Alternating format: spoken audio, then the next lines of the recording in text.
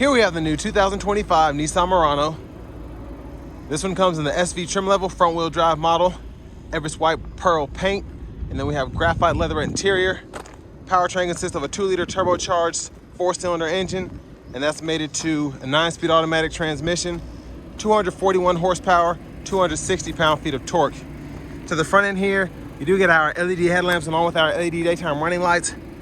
And it's not the most aggressive stance here, but I do like the design. It looks very sleek, and especially with the pearl white and the black wheels, it just looks really good.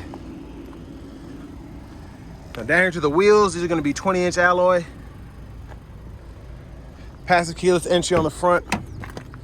One-touch up and down windows on all 4 doors. Rear window lock is there, power mirror controls, power door locks.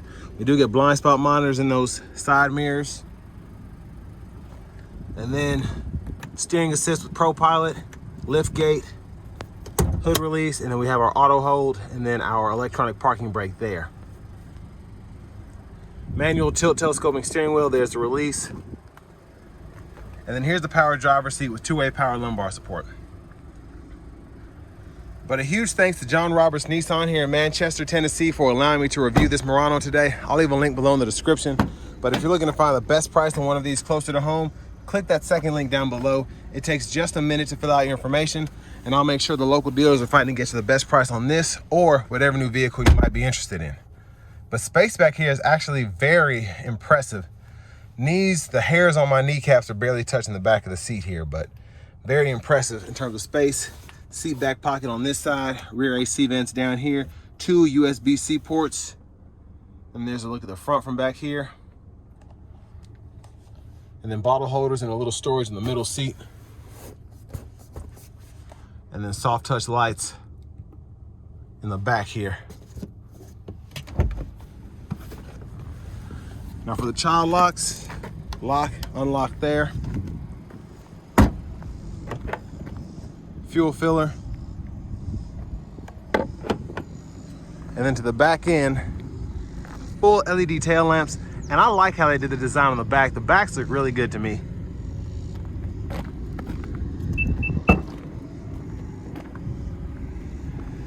And pretty good storage behind the second row. The top tethers are integrated on the back of the seats themselves. Nice large side pockets here on either side. 12 volt here. And then you can also release the seats. And you can see the difference in the space when the seat's folded flat and when it's up.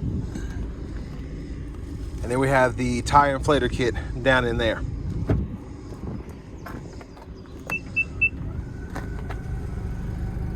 There's a look at the exhaust system. Now as we come around to the rear passenger side,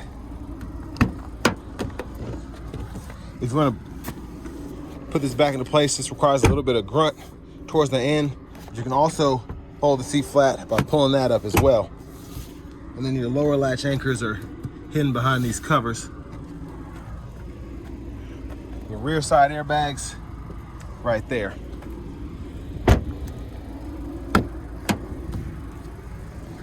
I like that we get the power front passenger seat even on this SV trim. Lockable glove compartment here with the owner's manuals. And then underneath where the shifter is, pretty good storage space there. Now y'all can pause anywhere you need to take a closer look at anything in terms of the window sticker. But $43,050 is the sticker price. Let's go ahead and get this camera out of the sun as soon as possible.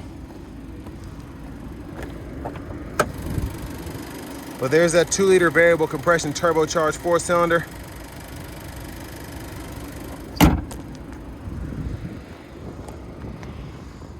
And then the last thing we'll do is show off the blinkers.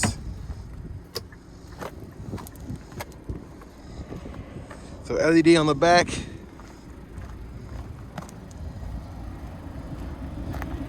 And then LED down below. But now let's hop in here. I have to turn the air up a little bit. But nice leather wrap steering wheel here. Feels good. I like the 2-spoke design. There's the horn. Now, a 12.3-inch display here gets you AM, FM, XM along with Bluetooth, and then you get wireless Apple CarPlay, wireless Android Auto compatibility. Home page is there. You can go between the connections here, which I really like. And then your settings are up here. Clock. General includes the language you can change, as well as the units of measurement that you can change. Now, I like how the speedometer is set up. I'm going to come back to it in a little bit, but if you can see here, miles per hour is here, and then you always have your kilometers per hour here in this bottom right-hand corner. For whatever reason, you're somewhere else, and you take this car there, and they're on the metric system, it's pretty easy to convert that. But phone here, and then your climate controls are here. So all the important stuff is actually down here below. So fan speed, temperature, fan direction has to be chosen here with the touchscreen, and then your 3-stage heated seats are used on the touchscreen. But I really like the system because it's not very easy to fat finger a lot of stuff on here as opposed to some other systems that have the touchscreen. So it's just very easy to do. In my opinion, it's very easy to use this system. But again, those controls are down here. Volume knob is here. Click that to turn the audio off. And then you can kind of go through the radio stations here if you want to seek that way. And then hazards are here. Backup cameras here. Guidelines follow you as you turn the steering wheel. Picture's not the best, but you get a really nice angle, I think. You can kind of see 180 degrees for the most part. Now, 2 USB-C ports, wireless charging pad here. It's push button shifters, so park, reverse, neutral, drive, and then you can toggle that manual mode, which is a big plus for me. We can use these paddle shifters behind the steering wheel and actually shift. Your drive modes are here, so you get your sport, standard, and eco. So pretty straightforward. And then your auto stop can be toggled here, and then your camera can be adjusted there by hitting this button. Bottle holders, storage, center console cubby space, pretty good size for the segment. There's a look at the back seat from up here. And then here, right here we have the lights, and we can adjust those. And our sunglasses holder is right here. And then we have the vanity mirror here. Now, I wish they would have made that an LED light, but at least it's a warm color. Now, back to the steering wheel, blinkers, high beams, and then with the auto on, we can adjust the high beam assistant there. Turn that on or off. And then our intermittent wipers are on this side, one time off, intermittent low, high. We can adjust that intermittent frequency here, and our rear wiper is here. Push back for the rear wiper fluid, pull up for the front. Now for the audio system, left side down here, volume controls, track list, radio station presets are here. And then this goes to our shortcut menu. We can use this as a scroll bar when applicable, and then use these arrows to go through certain things as well. Voice recognition, Bluetooth. But within each sub-menu when applicable, we can scroll here or use these as arrows. So we have the tire pressure monitors, the settings we can go through, and all of that. But for the Pro Pilot, you can turn that on here, adjust the gap adjust for the cruise, and then you can set the speed, adjust, and then cancel there. And then brightness for the gauge cluster. It's kind of hard to do this while looking through the screen, but lower the brightness and then raise it there. Push button start. Finally, here is the key fob with remote start. But next, let's go ahead and take this 2025 Murano SV out on the road for a test drive. So starting the test drive in this Murano SV here, it's the 2-liter turbo. I really like it, honestly. It kind of goes with this vehicle in my opinion. Yeah, the V6 would be better, but I'd rather have a turbo 4 and a 9-speed automatic than have the V6 with a continuously variable transmission. That's just my opinion. It's I feel like this is more fun to drive. Now, for most people, they're not worried about that when they're looking at a Murano. I know so many people who have upgraded from their older body style Murano that had a V6 and a CVT to the Turbo 4 and the 9-speed. They don't really care about how the vehicle drives from a performance aspect as much as it is, okay, how does it ride? Does it look like the older Murano? Does it feel like that behind the wheel when I'm just coasting down the road? Because most of the time, if they need to go, they're just putting their foot in the gas pedal. They're not thinking about, is it quicker? Whatever. It's just like, all right, I just accelerate slowly anyway. But I do notice a bit of almost like a turbo lag in certain gears. So when it shifts, I almost feel like that dual clutch feel where I'm in like a dead space before it shifts up, which is interesting. I like it. I feel like it's more fun to drive that way, but others might not like it. I had a 2019 QX50 that had the VC Turbo 2-liter, but it was with a CVT. And when you put your foot down in that thing, it would scoot until it was time for it to, I guess, shift. And then it would just kind of, it didn't feel right. It just didn't. And this feels more traditional. It feels more normal. It's less of a nuisance, I think, having the VC Turbo paired with this 9-speed automatic.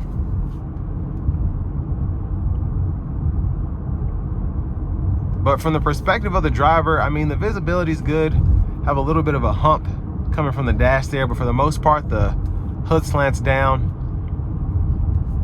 And I love how they did the A-pillar. We have that glass here in the corner instead of just cutting it off right there. And then in terms of the infotainment system, I like that the screen is up out of the way. It looks good because it's horizontal, but it's still not impeding on my visibility on that side. And then I still have all of my buttons nice and big to adjust if I need to, in terms of the fan speed, cutting the whole system off, adjusting the temperature there.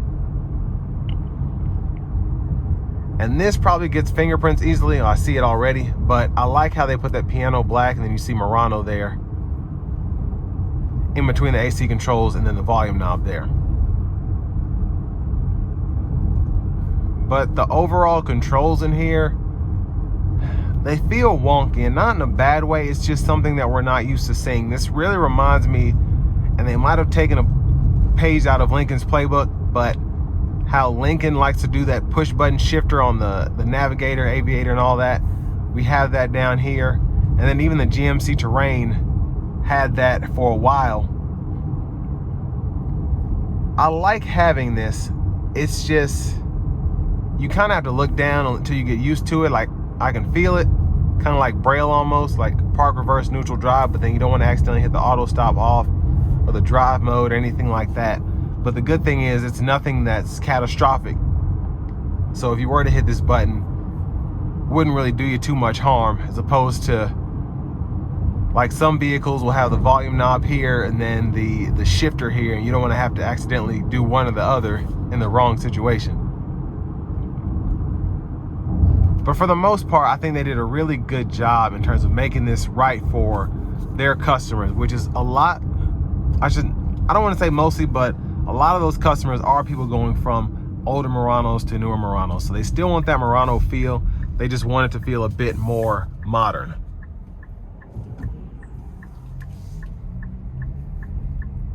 Now in eco mode, especially pulling out of corners, you have to be ready for that because it limits you, like in the QX50s. When you put in eco mode, it's really almost trying to choke the engine out. And that's one thing I don't like about it, but in your standard mode, not really gonna be a big deal. And in your sport mode, won't really be an issue either. But let's try this manual mode out in sport mode. Here we go.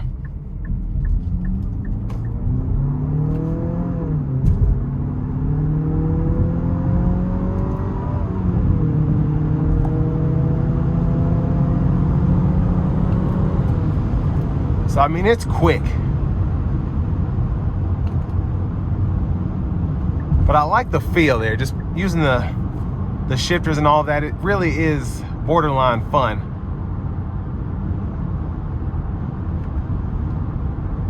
But I want to give one more thanks to John Roberts Nissan for allowing me to review this Murano today. I'll leave a link below in the description.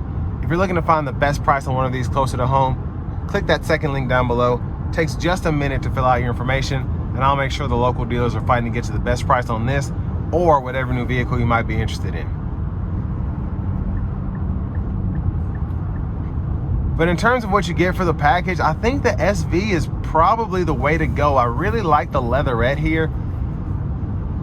The leather that you get in, I remember just the Murano Platinums, they give you that kind of cross-stitch leather. That feels really good, but this leatherette feels nice as well. And honestly, I wouldn't pay to upgrade that if that was the only thing that I was worried about. Because I just think the SV gets you so much. You get the Pro Pilot Assist, you have that wireless CarPlay, Android Auto compatibility, same powertrain. You don't get the sunroof, but honestly, doesn't really bother me. And it drives really nicely. Now you do have these bigger 20-inch alloy wheels, so I can feel just a bit of vibration here in the floorboard, but the ride quality is still really good.